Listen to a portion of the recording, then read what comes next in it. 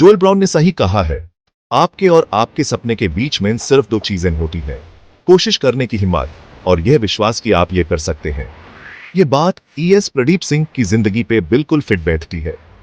उनकी कहानी एक मिसाल है कि अगर हौसला बुलंद हो और खुद पे भरोसा हो तो क्या कुछ नहीं कर सकते।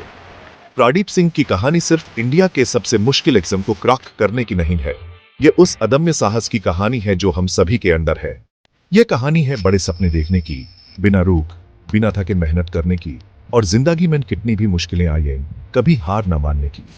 उनकी यह जर्नी एक उम्मीद की किरण है और हमें ये याद दिलाती है कि अगर हौसला और लगन हो तो हम कुछ भी हासिल कर सकते हैं। प्रदीप सिंह का जन्म mention Pradeep Singh home state के एक छोटे से विलेज में हुआ था।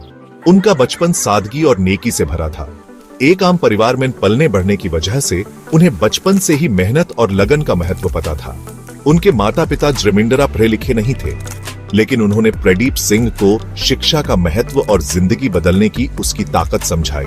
उनका बचपन भी भारत के गांवों में रहने वाले मोरतर बच्चों की तरह था, जहां ताजी जुती हुई मिट्टी की खुशबू और दोस्तों के साथ हंसी की गूंज ही जिंदगी होती है। विलेज में सुविधाएं और मौके सीमित थे, फिर भी प्रदीप सिंह के अंदर ज्ञान पाने की अदम्य प्यास थी और वो दुनिया में कुछ बड़ा करना डेजिरे थे। वो पढ़ाई में बहुत तेज थे, हमेशा अपनी क्लास में टॉप करते थे और एक ऐसे भविष्य का सपना देखते थे जहां वो अपनी पढ़ाई से अपने समाज और देश की सेवा कर सके।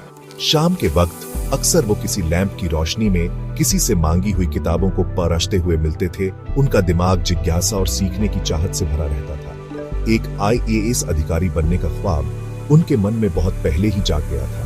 उन्हें ईमानदारी, सत्यनिष्ठा और निस्वार्थ सेवा की कहानियां बहुत प्रेरित करती थी, जो कि प्रतिष्ठित भारतीय प्रशासनिक सेवा से जुड़ी हुई थी। ये सपना उनका लंगर बना। आईएएस अधिकारी बनने का सफर आसान नहीं होता। ये रास्ता चुनौतियों से भरा होता है, जिसके लिए अटूट समर्पण, कड़ी मेहनत और मजबूत इरादों की जरूरत होती है। प्रदीप सिंह का यूपीएससी का सफर भी कुछ अलग नहीं था। उन्हें अपने हिस्से की नाकामयाबियां मिली, खुद पर शक के पल आए और होपों का भारी प्रेशर भी रहा। रास्ते में उन्हें कई बार हार का सामना करना पड़ा, लेकिन हर हार ने उनके हौसले को और मजबूत बना दिया।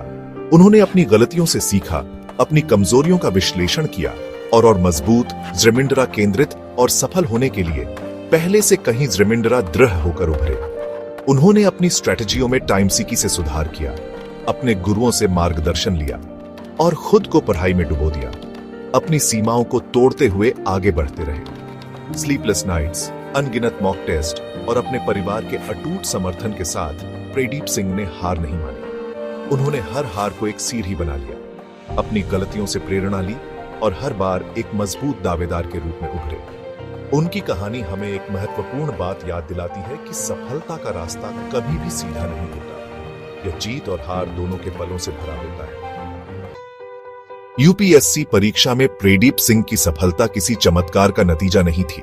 यह उनकी स्ट्रैटेजिक योजना, अनुशासित दृष्टिकोण और अटूट एकाग्रता का परिणाम थी। उन्होंने विशाल पाठ्यक्रम को एक सुव्यवस्थित योजना के साथ देखा, पाठ्यक्रम को छोटे छोटे हिस्सों में बांट दिया और प्रत्येक विषय के लिए विशिष्ट समय निर्धारित किया। वो समझते थे कि नियमितता ही सबसे जिम्मेदार जरूरी है और अपने अध्ययन कार्यक्रम का धार्मिक रूप से पालन किया। हर दिन का पूरा फायदा उठाया। वो रटने के बजाय चीजों को समझने में विश्वास रखते थे। उन्होंने बड़े ही सुव्यवस्थित तरीके से नोट्स बनाए, नियमित रूप से दोहराया और मॉक टेस्ट के माध्यम से अपने ज्ञान की परीक्षा ली। लगातार अपनी प्रगति का मूल्यांकन किया और सुधार के लिए क्षेत्रों की पहचान की।